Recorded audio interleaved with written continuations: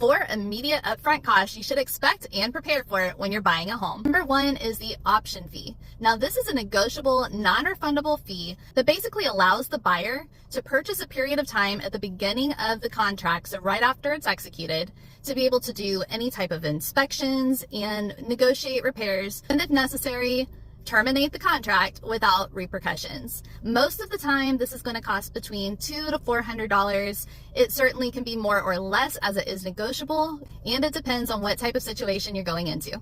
Number 2 is the earnest money fee. Now, this is a negotiable fee that is typically about 1% of the sales price, and it acts as a good faith deposit to show the seller that the buyer is serious. Both the earnest money fee and the option fee are going to be due within the first 3 days after the contract is executed, and it's held at title until closing. Number 3 are inspections. Now, these are not technically required, but they are highly, highly, highly encouraged. A general home inspection, which is an extensive overview of the interior and exterior of the home, is typically based off of the size of the home.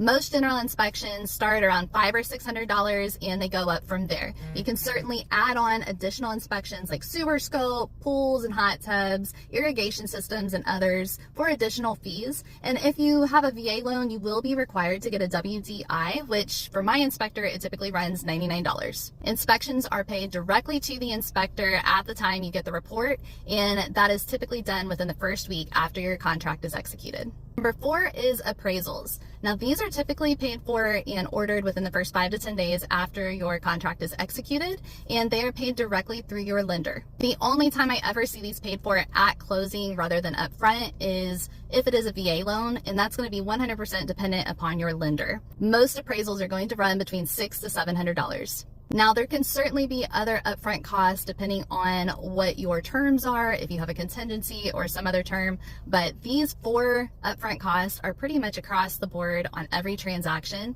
so you definitely want to prepare for them. Let me know in the comments below if you have any questions, and I'll be more than happy to answer them.